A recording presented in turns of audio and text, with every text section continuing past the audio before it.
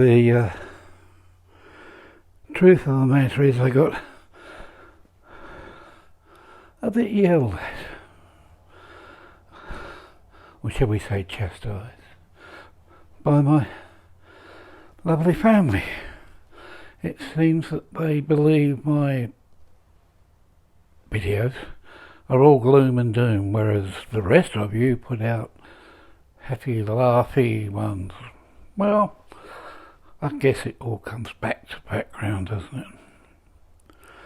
Last night, I was thinking about what I would do if I ruled the country.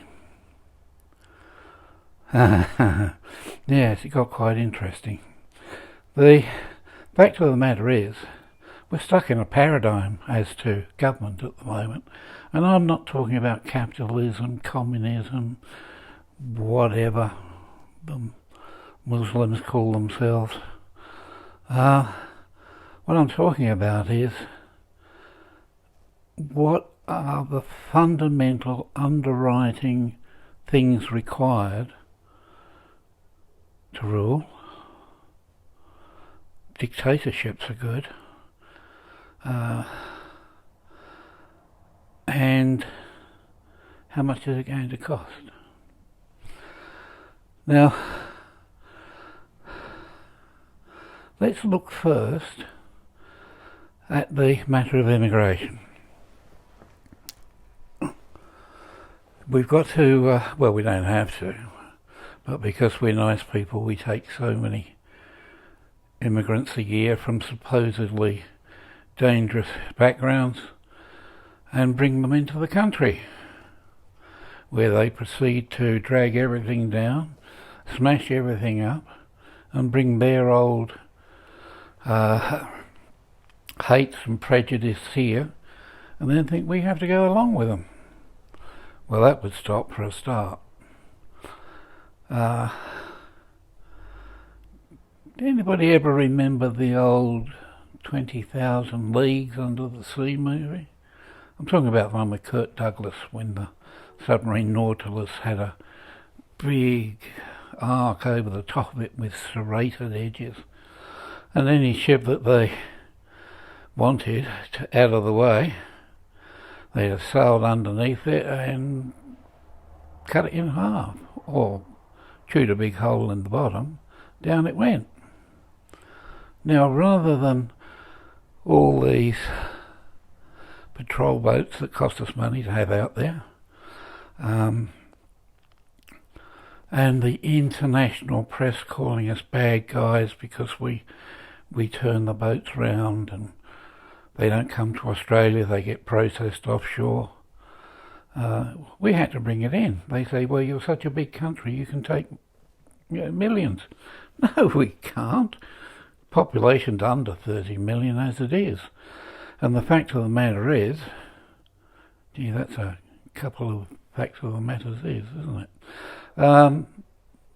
Most of it, you can't, it won't support life out there. And when we're talking, I think either the driest continent on the face of the planet or the second, not quite sure which.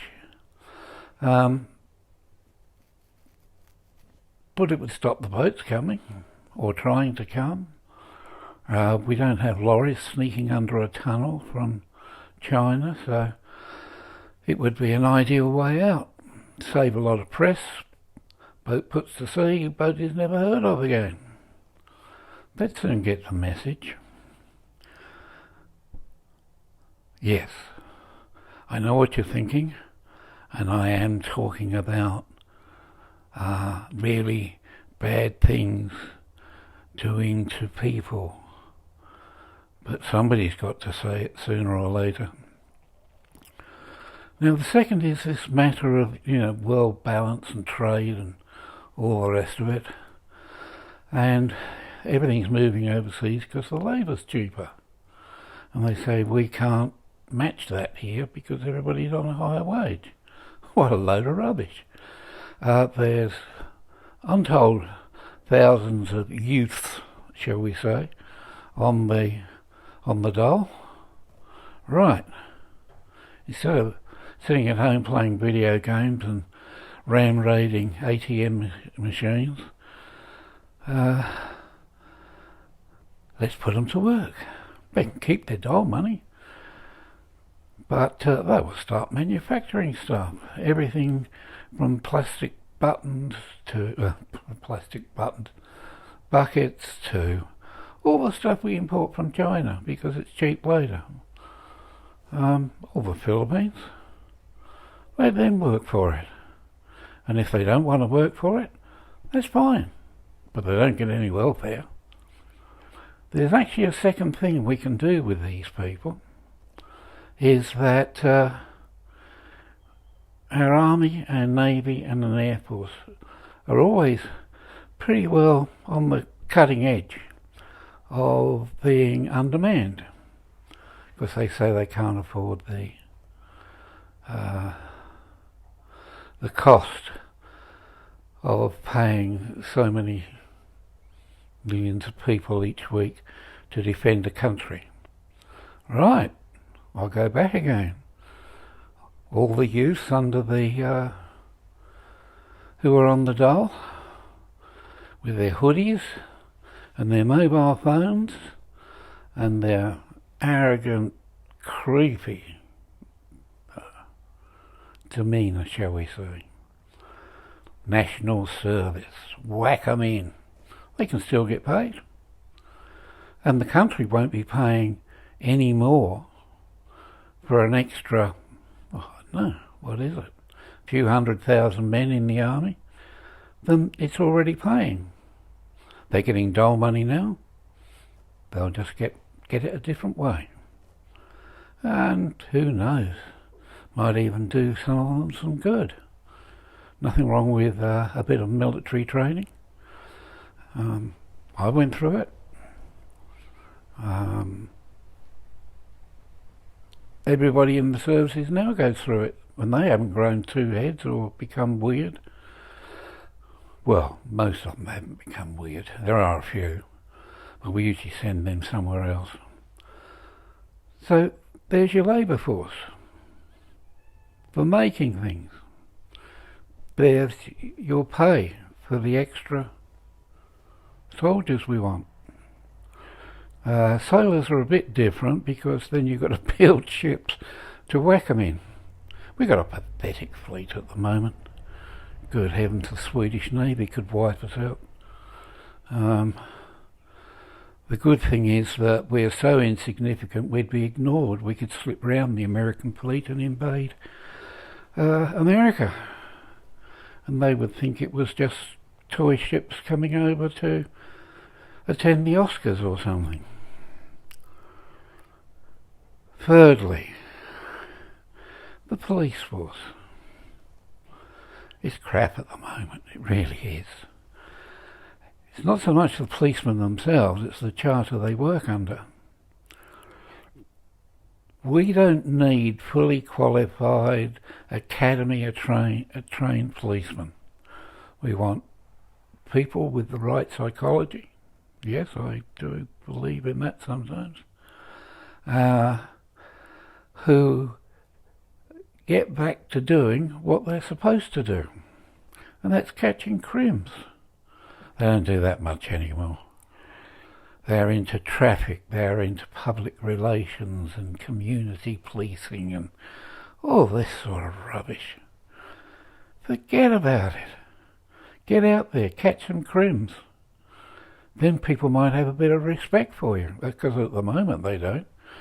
They're seen as a not too honest bunch of people who form their own culture, and that's always very dangerous in a police force when they form a culture of self-protection and elitism. It easily happens. You put somebody in a uniform and whack a great cannon on their hip and mace and truncheons or nightsticks or all the gear, they start to think that they're more important than they are. They're not important at all, except for one thing, to protect society. And that's not what they're doing at the moment. They're just wallowing and wallowing. So that's a few things to start off with. Once you get in power, of course, You try and stay there as long as you can. If I ruled Australia, I would have a very close look at all our allies and probably decide that none of them are any good anyway, and I would put in nuclear power stations. And any of the Green Party or any of the other do-gooders and all the rest of it that stood up and started to object and protest, shoot the buggers. That'll get rid of them. You've only got to shoot half a dozen and the rest of them will run away anyway. They're not exactly a brave lot of people. It's like with the Japanese ships that come down here whaling.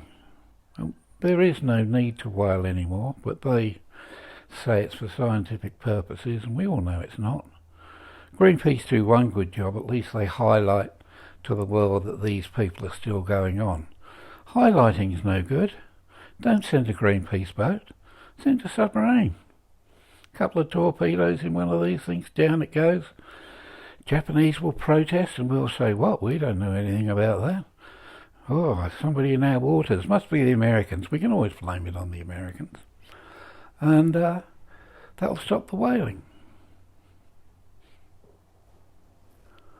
I don't know where to go from there. It's got to change. All these rights for prisoners, that'll go. You did something wrong, you've been nicked, you'll put them in a prison of our choice, you'll eat what we tell you to eat, you'll exercise when we tell you to exercise, and you'll start earning your keep. They make things at the moment. Do they still make car number plates? I don't know. Anyway, we'll put them to work. And if they object, we'll shoot them too. Or just a few of them. In the leg. Or the arm. Or if they're really bad, the head. Hey presto. Prisoner situation. Boxed.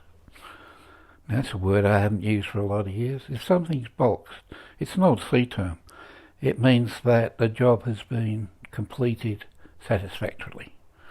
So if the captain tells first officer to make sure all the Robinson's disengaging gear on the boat is fully operational, and he sees him later in the day and says, how's that job going? I gave you this morning. If he turns around and says boxed, you know it's completed satisfactorily. Not that it's 90% or 80% completed and they're waiting on something. If it's boxed, it's finished. So, that's my attitude towards society. And before you start yelling things like communist and fascist at me, I still believe that the right of the man or woman, God, I've got to be politically correct, in the street is taken care of, and they are provided with a happy environment. You can do that. People can still protest about things. Just apply for your permission. Protest about anything peaceably. Don't disrupt others like these climate change people. And you can do what you want. No objections from me whatsoever.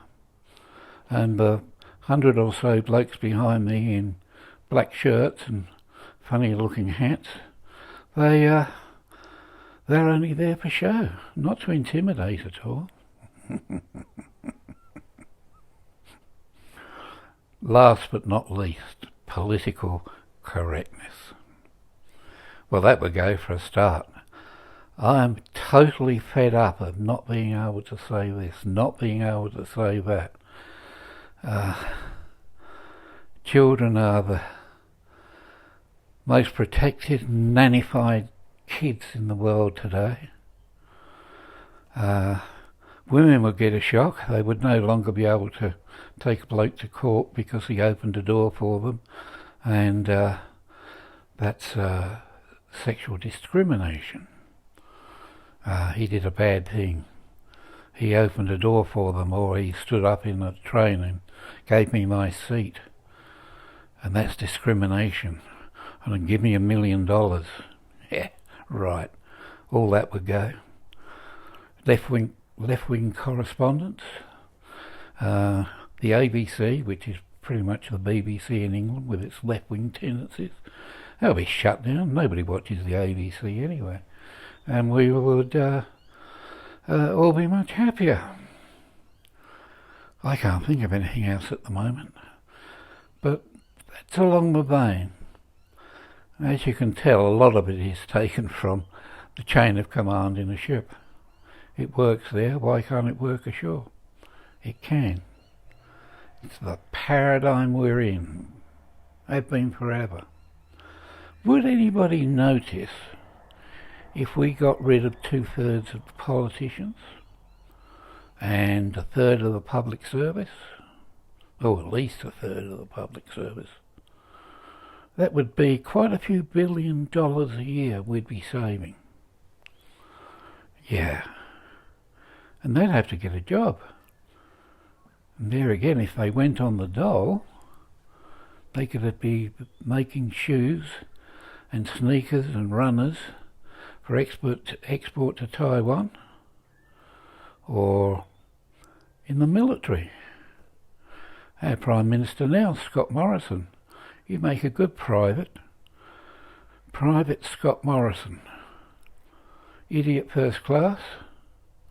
Never to be promoted to officer rank. And possibly for latrine duty for the duration of his stay. Yeah, I know. Well, I've said it. Now I'll go back to listening to some music to soothe the savage beast, and then wait for my daughter to pick this up online, and that phone's going to be running hot. Have fun, my friends.